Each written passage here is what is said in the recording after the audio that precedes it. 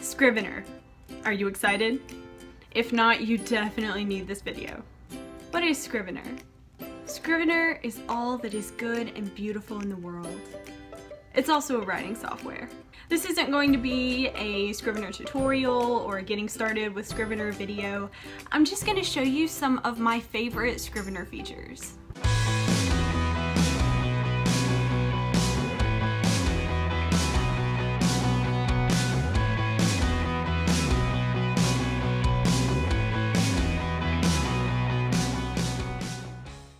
I love Scrivener. Seriously, I'm obsessed with it. I've had it for 6-7 years now, and I'm still learning things. As I'm pre-writing for my new work in progress, I'm actually developing a brand new system for organizing my plans and plotting and characters in Scrivener.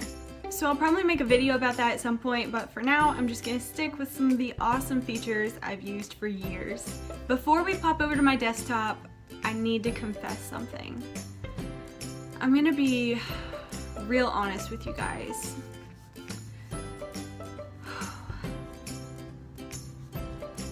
I'm a Yankees fan. I may have cried when Derek Jeter retired.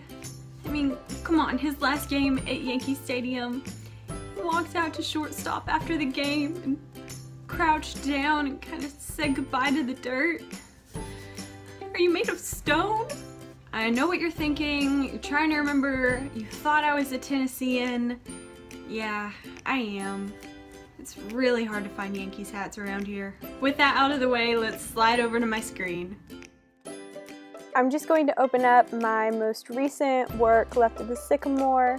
Now this is not the final version because I did the last few rounds of edits on a printed copy. Here we are in the manuscript, so I'm just going to go ahead and put this in full screen. Now the first thing I want to show you guys is something that I use compulsively. I think most Scrivener users do, and that is project targets. Let's bring up that window, and you can see that I have a manuscript word count target set for 90,000 words, and it's all green because I hit that, even though the final draft of Sycamore is actually 87,000 words, but Scrivener doesn't need to know that. It gives you settings to adjust, so you include only what you want in your target, and you can set a deadline so that Scrivener will automatically tell you how many words you need to write per day to reach your manuscript target by the deadline. You can set your own session targets manually if you don't enable the deadline, and it's really easy to change your targets. But this is such great visual motivation during your writing session to see the bar changing from red to green as you write more. Because I call this window up about 50 million times per writing session, I usually use the shortcut, which is Shift-Command-C.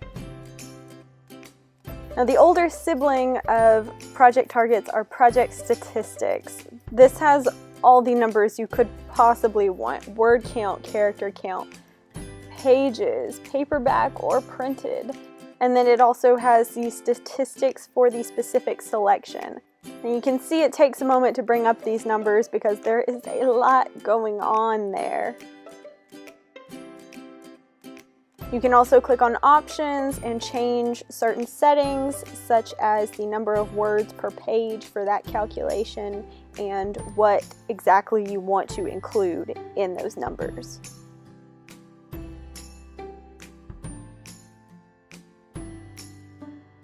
Next we have more numbers. Text statistics. Now what I want to focus on here is the word frequency tool. We all have those crutch words that we use and don't even notice, and we usually identify them and get rid of some during the editing stage, but this tool is awesome for identifying them even during the writing phase. You can organize the words in your manuscript by the number of times that they appear. Now, of course, your most used words are going to be words like the and probably your characters' names. You can see down here that Brooklyn appears 550 times. That's my protagonist's name. Rudy is my antagonist's name. But if you have words popping up with really high counts that are more specific and should not be used that often, then you can always search your manuscript and replace them, or just pay attention during editing. Now let's talk about a true crowd favorite, composition mode. This is so simple, but it is a favorite feature for just about everybody you talk to. All it does is block out the rest of the world so that you can focus on your words. You can change things like the transparency of the background, and Scrivener still gives you access to things like your comments and footnotes and other parts of your project that you may need to access while you're writing. You can also change little things about the view. You can shift the page to the left or right. You can change the page width.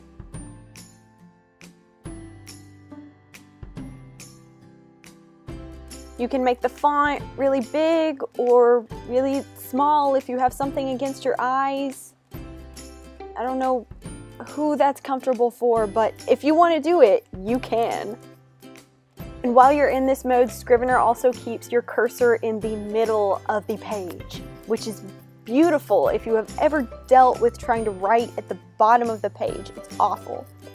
You can also change your backdrop, so I'm gonna grab a picture of the mountains here and pop it in there. And then when I go back to composition mode, voila, instant inspiration. You can put a picture of your setting or just something that makes you happy. And while you have a photo background, you can change the transparency of your page, which is really cool. And you can still get to other files in your manuscript, so if you want to switch between scenes while you're in composition mode, it's no problem. Another crowd pleaser is Cork Board. It is such an intuitive concept. Writers have been using note cards forever, but with Scrivener, you can actually drag and drop those note cards and move the text around in your manuscript. It's so easy, and if you're one of those writers who writes out of order, this is absolutely beautiful.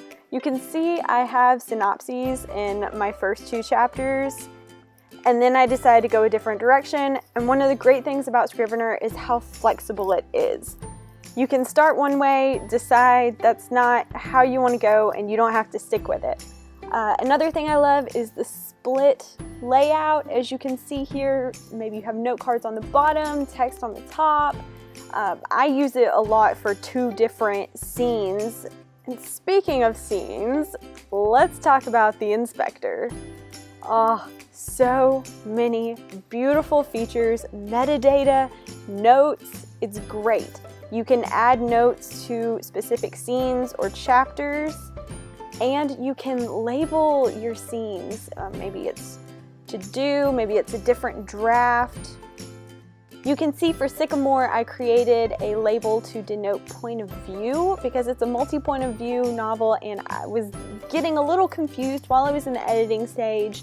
So I created labels to show the different point of views, color-coded, and then I could go into the note card view and see there in the top right whose point of view it was, and it really helped me visualize it and make sure I was keeping things structured the way I wanted them.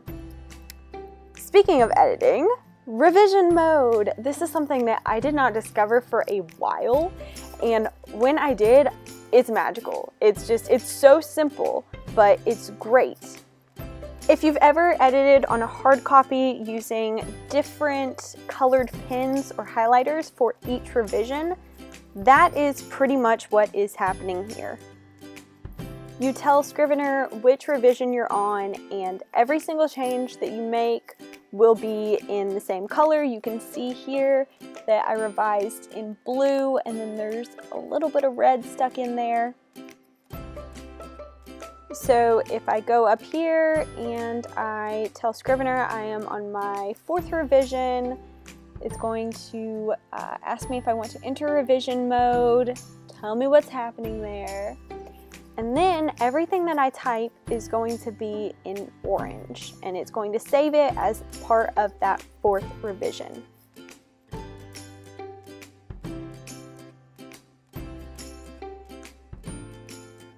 And it also gives you the option to remove the current revision color. So if you want to delete everything that was part of your 4th revision, then you can do that. I should have mentioned snapshots. That's another thing that I didn't discover for a while, one of my favorite features now, but maybe I'll talk about that later. Ending with a really fun, really useful feature, the name generator. I know we all spend a lot of time on baby name sites, but Scrivener actually has something similar built right into the program. So you just go to the name generator and tell it how many names you want, click generate names, and there you go. It has all kinds of settings, so you can choose male or female, you can attempt alliteration, you can do double barrel surnames, initials, all kinds of stuff, and you get some really fun names with this. This is one of those features that is great to have right at your fingertips because you never want to stop writing because you can't think of a name.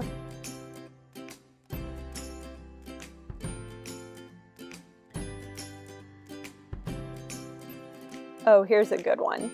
L large lum.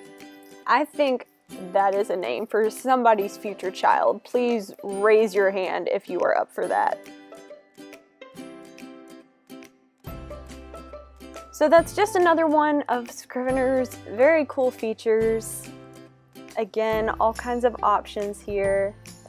I'm going to go ahead and shut it down. I think that is enough for today. You know, I can get lost in Scrivener. I might be here all night. If I leave the program open long enough, I'll just start writing and then I'll be like, wait, I already finished this book.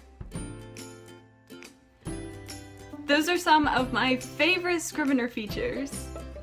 What's this? Oh, you thought I was lying, didn't you? I had to order this hat.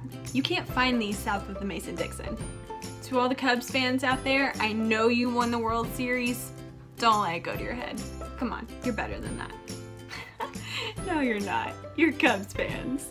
I definitely plan to make this a regular series because I love Scrivener and I love talking about it.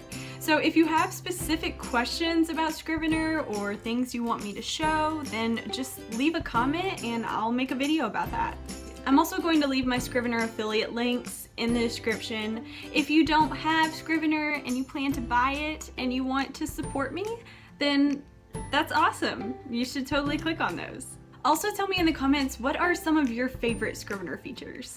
Thanks for watching, y'all. I'll see you next time. Just dawned on me that I said y'all while I'm wearing a Yankees hat. Something about that's just wrong. I need to go make some biscuits and gravy or something. Bye all my Scrivenites. Happy writing!